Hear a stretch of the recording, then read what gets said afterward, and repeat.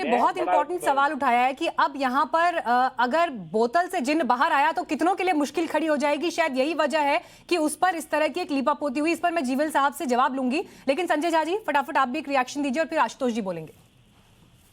मीनाक्षी जी, सबसे पहले तो मैं आपकी तारीफ करना चाहूंगा क्योंकि आप बहुत ही अहम प्रश्नों को आज इस प्रोग्राम में आपने उनको एक तरीके से उनका खुलासा किया है। और ये इसी तरीके की बातचीत होनी चाहिए जिसमें हर राजनीतिक दल को कठिन से कठिन प्रश्न का जवाब देना चाहिए। देखिए, इसमें कोई दो राय हो ही नहीं सकता है कि ये जो शख्स है सुशील गुप्ता, जो व्यापारी हैं, वो यूपीए के टाइम में भी थे और अभी भी है।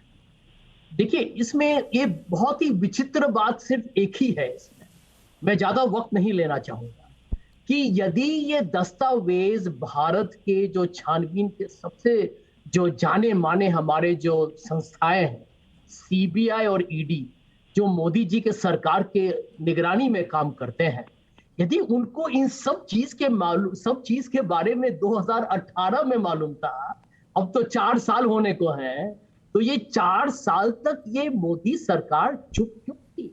देखिए, इसका जवाब मैं समझता हूं कि आपके जो दर्शक हैं और जो लोग यहाँ बैठे हुए मेरे मित्र जीवीएल भी हैं, इसका जवाब इस प्रोग्राम के खत्म होने से पहले जरूर हमको इसका कोई ना कोई समाधान ढूंढना चाहिए। क्योंकि देखिए, मैं समझता हूं, मैं राजनीतिक शख्स हूं, ये भी मैं मानता हूं, लेकिन मैं भ्रष्टाचार चाहे कांग्रेस हो या बीजेपी का हो, मैं इसको उसके विरुद्ध में लड़ा।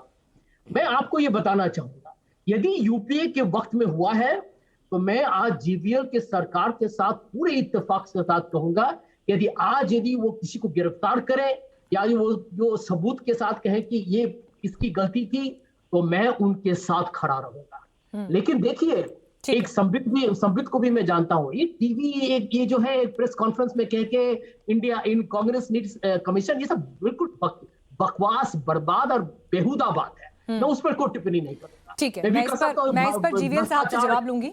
ठीक है सर। मैं भी बोल सकता हूँ भ्रष्टाचार जनता पार्टी, ऐसे तो बातचीत चलता ही रहेगा। ठीक है। लेकिन देखिए, अहम प्रश्न ये है कि छानबीन इस सरकार ने कही। और दूसरी बात कि 2015 में, आप सुशांत जी काफी इसमें विश्लेषक हैं, 2015 में जब मनोहर पर्रिकर रक्षा मंत्री थे, तो उनके ऑफिस से सुशील गुप्ता को सारे दस्तावेज थे। उनको तो मंत्री के ऑफिस से उनको पूरे दस्तावेज मिले। और सबसे जो अहम प्रश्न है, महत्वपूर्ण विषय है कि ये जो 60,000 करोड़ का जो ये पूरा सौदा हुआ है, ये तो मोदी जी के सरकार के अंदर हुआ है। तो ये हमको समझ में नहीं आया कि इतना बड़ा सौदा, और इसमें जो एक जो ऐसा छोटा चीज है जिसके बारे में कोई आजकल बात नहीं कर रहा है कि आलोक वर्मा जी, जो पहले भूतपूर्व सीबीआई के डायरेक्टर थे, वो छानबीन करने वाले थे, और 2 हफ्ते के अंदर जब ये दस्तावेज सीबीआई को मिले, उनकी तो नौकरी ही चली गई।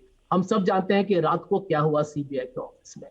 तो बहुत मैं समझता हूं कि यहाँ पर महत्वपूर्ण विषय है, और इन मुद्दों का एक तरीके से सुलझन करना ये हम सब लोगों की जिम्मेदारी है। लेकिन सर, सीबीआई को लेकर ऐसा नहीं कि सिर्फ इस सरकार के राज में हुआ है। पिंजरे का तोता भी सुप्रीम कोर्ट ने कब कहा था, वो पूरे देश ने देखा था। खैर, मैं इन तमाम सवालों पर एक साथ जवाब लूंगी जीवीएल साहब से। आशुतोष जी, अपनी बात रखिए।